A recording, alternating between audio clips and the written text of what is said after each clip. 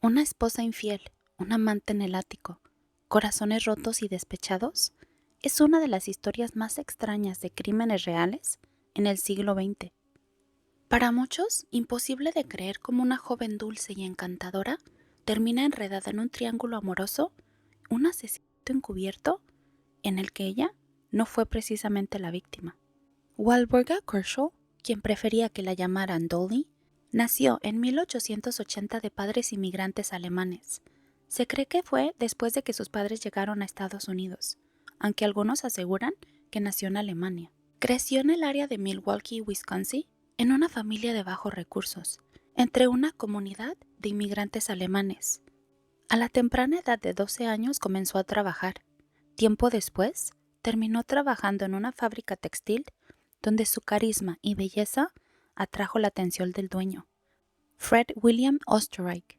Fred también era hijo de inmigrantes alemanes que nació en 1877. Este tuvo bastante éxito y a la temprana edad de 17 años ya era dueño de algunos negocios en los que con frecuencia contrataba a otros migrantes. Dolly era una joven bonita, extrovertida y amigable, quien hacía amigos con facilidad. Fred y ella comenzaron un noviazgo a pesar de la corta edad. Se casaron cuando ella tenía 17 años y él alrededor de 20. Como esposa de Fred, Dolly siguió siendo popular entre los trabajadores de su esposo. Desde el principio del matrimonio, se rumoraba que ella tenía relaciones extramaritales con diferentes hombres, a los cuales invitaba a su casa durante el día mientras Fred trabajaba en las fábricas. Alrededor de 1910, en sus treintas, Dolly conoció a un joven, Otto Sandhuber, un reparador de máquinas de coser de 14 años que trabajaba para su marido. Cuando la máquina de coser de Dolly se rompió, llamó a Fred y le pidió que enviara a alguien para repararla. Dolly ya sabía quién era Otto y tenía los ojos puestos en él. Secretamente esperaba que fuera él a quien enviaran. Ella ya tenía un plan para seducirlo. Cuando Otto llamó a la puerta, ella le abrió vestida únicamente con una pequeña y transparente bata. Desde ese día iniciarían una larga, complicada y retorcida relación. Cuando comenzaron la aventura pasaban todo el tiempo juntos yendo a hoteles. Sin embargo, ella empezó a sentirse paranoica, ya que los hoteles no eran nada económicos, y tenía miedo de que Fred se diera cuenta del dinero faltante que ésta se estaba gastando en su enamorado, y éste comenzara a sospechar de la relación extramarital que tenía con él. Así que decidió seguir con sus encuentros amorosos, esta vez en su propia casa. Sin embargo, después de un tiempo, sus vecinos comenzaron a darse cuenta y le preguntaron quién era ese hombre misterioso. Ella les dijo que se trataba de su medio hermano, al que describió como un vagabundo, sin hogar ni trabajo, al que ella estaba ayudando. Dolly empezó a sentirse aún más paranoica y no quería que nadie fuera por ahí haciendo más preguntas y le sacaran el tema a Fred. Así que se le ocurrió una grandísima y increíble idea. Bueno, al menos para ella. Le sugirió a Otto dejar su trabajo y vivir en su ático. Así, mientras Fred estaba en el trabajo, ellos podían divertirse en la casa, sin que nadie lo viera entrar y salir. Y cuando Fred estuviera en la casa, él simplemente regresaría a su escondite en el ático. Otto, recordemos, un adolescente de 17 años, pensó que era una gran idea. No tenía que trabajar, no tenía que pagar facturas, no tenía que preocuparse por comprar comida porque Dolly lo alimentaría y podía tener sus relaciones íntimas con Dolly todo el día, todos los días, si así lo querían. ¿Qué más podía pedir este joven de 17 años? Durante el día, le satisfacía las necesidades amorosas de Dolly. También ayudaba con la limpieza de la casa y por la noche se concentraba en escribir. Soñaba con convertirse en un escritor de ciencia ficción y publicar sus historias algún día. Así que Dolly le dio una cama, un escritorio en el que pudiera escribir, le traía libros de la biblioteca casi todas las semanas y comida todos los días. Otto no tenía amigos ni familia, así que nadie notaría su ausencia. Esta rutina continuó año tras año tras año y así pasaron 5 años. Algunos pudiéramos preguntarnos, ¿cómo puede ser posible que Fred no se diera cuenta de que alguien vivía en su ático? Al parecer sí comentó que escuchaba ruidos extraños en su casa, sobre todo por la noche. En diferentes ocasiones se lo mencionó a Dolly, a lo que ella le decía que no sabía de lo que estaba hablando, que ella no escuchaba nada. Llegó a decirle que se estaba volviendo loco, ya que Fred llegó a mencionar que tal vez la casa estaba embrujada. Incluso se llegó a decir que Fred sí buscó ayuda con un médico creyendo que se estaba volviendo loco. En 1918, Fred decidió dejar Milwaukee atrás y mudarse a Los Ángeles.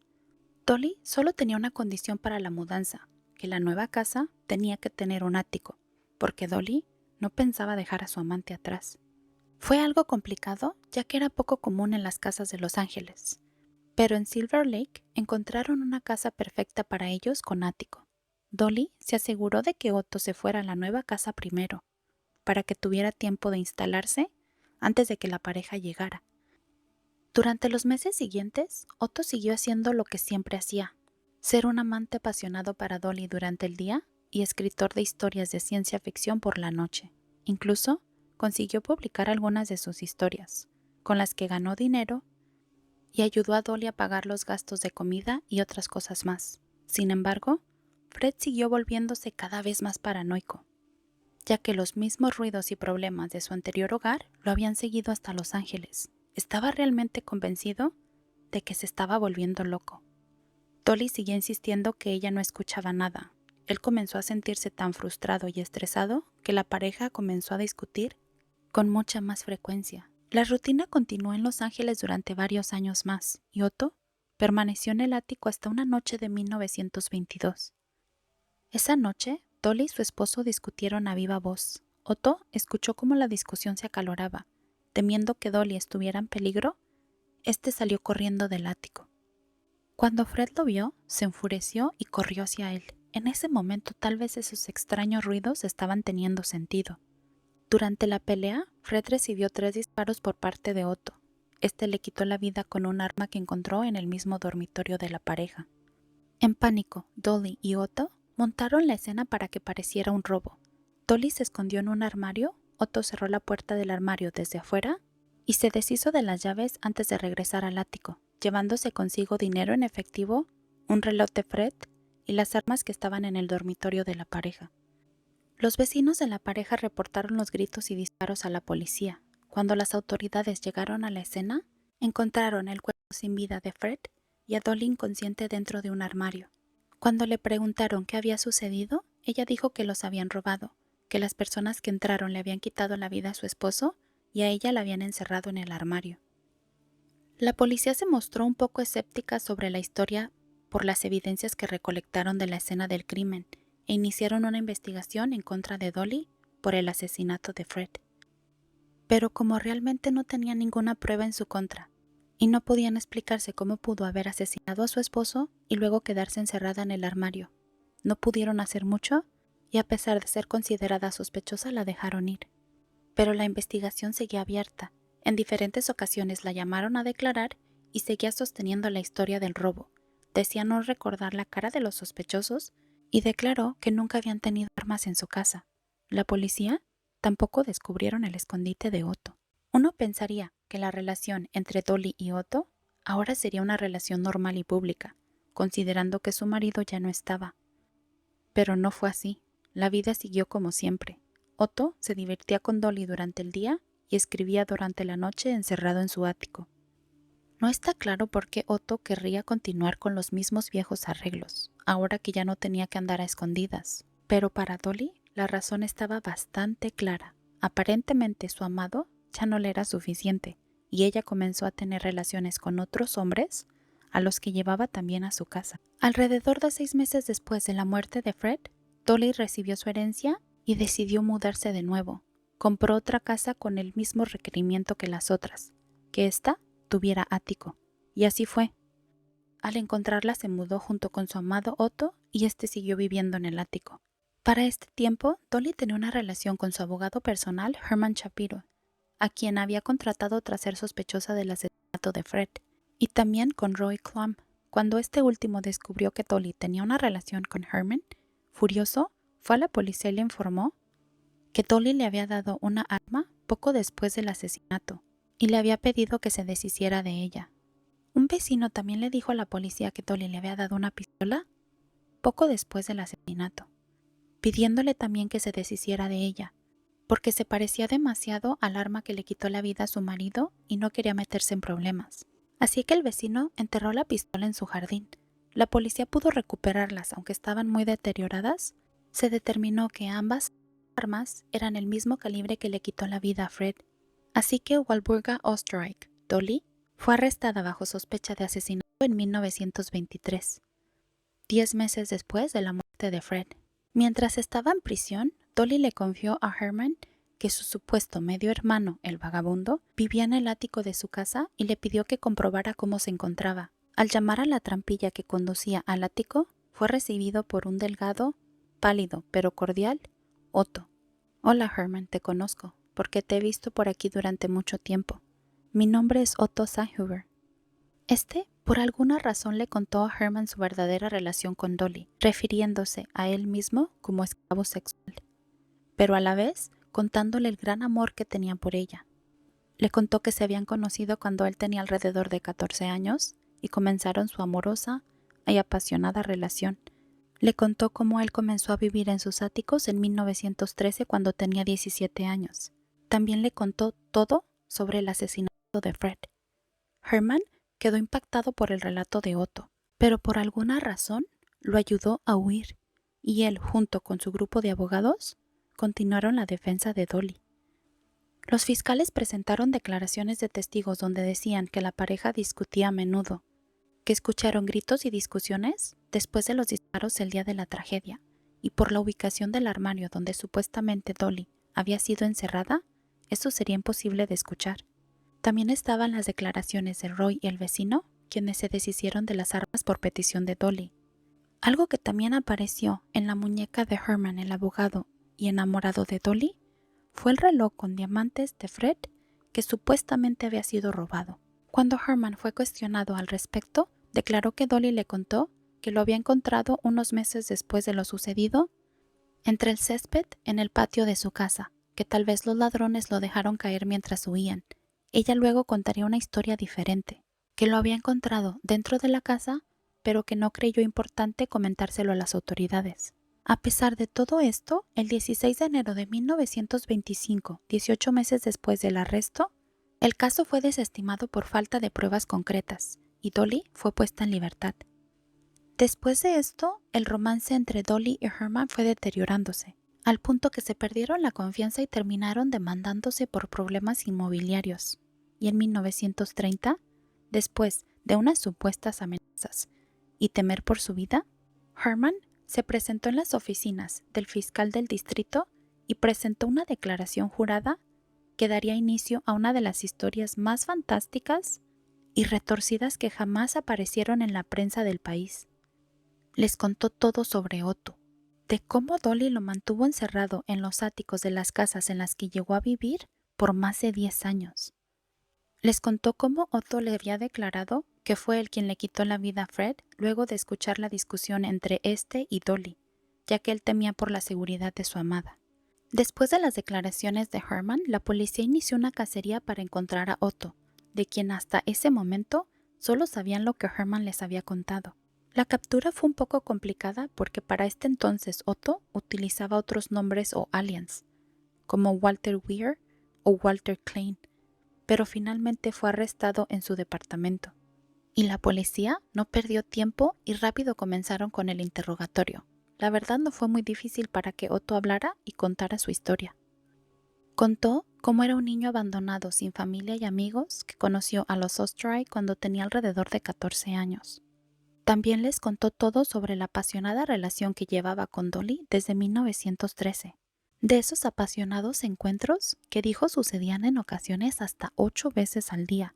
De cómo logró ocultarse durante 10 años entre libros, cuadernos, espacios y colchones pequeños, escritorios, calentapiés, polvos y telarañas. 10 años de encarcelamiento que aceptó con tal de estar cerca de la mujer que amaba. 10 años durante los cuales, debido a la falta de ejercicio y a la vida antinatural que llevaba dentro, se convirtió en un hombre pálido y delgado. 10 años durante los cuales sus placeres fueron leer, escribir, ayudar con las tareas domésticas y hacer todo lo posible para complacer a la mujer que ejercía una extraña fascinación sobre él.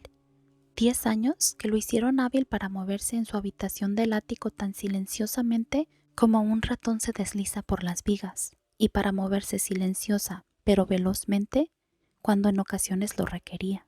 Su primera versión ante lo sucedido la noche del asesinato de Fred, Otto declaró que se escucharon ruidos de forcejeo. Él se paralizó de miedo, pensando que su amada estaba siendo maltratada y debía salvarla. Sin pensar en las consecuencias, salió de su escondite y bajó rápidamente las escaleras. Cuando vio a Dolly tendida en el suelo, dijo que fue suficiente para agarrar valor y gritarle a Fred que se detuviera. Contó que cuando Fred se dio cuenta de su presencia y lo reconoció, enfureció y le gritó: «¿Tú qué estás haciendo en mi casa?». Entonces sucedió el forcejeo y se produjeron los disparos que le quitaron la vida a Fred. Contó cómo él y Dolly idearon el plan para ocultar lo sucedido y que fue él quien le ayudó a encerrarse en el armario antes de regresar al ático. Cuando las autoridades le preguntaron por Herman, dijo que lo había visto en diferentes ocasiones en la casa desde su escondite y que fue él quien le insistió que se fuera de la ciudad después de que Dolly fue detenida en 1923 y que él mismo lo había llevado a la estación de autobuses para que se fuera. Otto se había casado con una enfermera en 1924, cuando vivía en Seattle, Washington. En 1926 decidieron mudarse a Los Ángeles y los dos trabajaban en un sanatorio. Se desconoce si él y Dolly se volvieron a ver durante ese tiempo. Tras la confesión de Otto, el gran jurado lo acusó por un cargo de asesinato en primer grado. Se declaró inocente y no culpable por demencia. El gran jurado también acusó a Walburga Osterreich, Dolly, y fue arrestada. También se declaró inocente. Tras los arrestos y que la prensa se enterara de la retorcida historia entre Dolly y Otto, sus imágenes abarrotaron los periódicos nacionales. Titulares como El Batman de Los Ángeles, El fantasma del Garret, El amante del ático, El esclavo del amor del ático, etc., fueron los que se miraron por meses en los puestos de periódico. En junio de 1930, Otto compareció ante el juez para enfrentar un cargo de asesinato en primer grado. El hombre murciélago, como ahora lo llamaban, estaba acompañado por su fiel esposa Matilda y sus abogados. Se presentaron los mismos testigos y declaraciones del primer juicio de Dolly, solo que ahora las piezas encajaban con la declaración de Otto. Declaración que cambió cuando subió al estrado. Ahora declaró que él nunca salió del ático cuando Fred perdió la vida y que los culpables eran quienes entraron a robar. Aunque los fiscales lo interrogaron durante 3 días sobre las contradicciones de sus declaraciones, este sostuvo su última declaración ante el jurado. Un jurado que después de deliberar durante 4 horas y media, emitió un veredicto de culpable de homicidio que conllevaba una pena de entre 1 y 10 años. Sin embargo, Otto nunca estuvo obligado a cumplir la pena. Según las leyes de California en esa época, el plazo del tiempo para presentar un cargo era de 3 años después del delito. Por lo tanto, Otto no podía ser condenado. El juez aceptó un arresto sin sentencia y Otto Sandhuber fue entregado a su esposa. Vivió el resto de su vida en anonimato.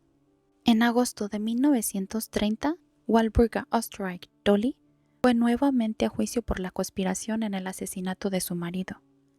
Dolly aceptó toda la relación con Otto, pero ella dijo otra versión de lo sucedido la noche de la muerte de Fred.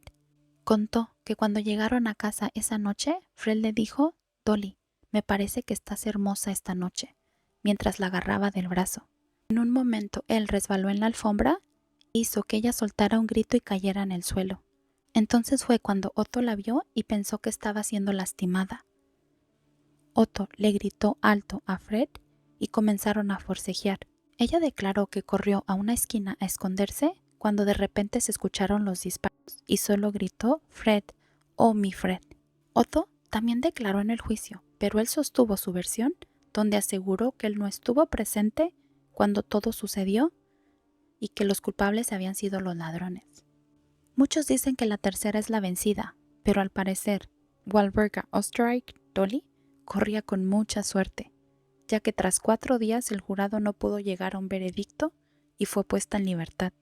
Se dice que permaneció en Los Ángeles hasta su muerte en 1961 a la edad de 80 años. ¿Qué opinan de este caso? Los leo en los comentarios.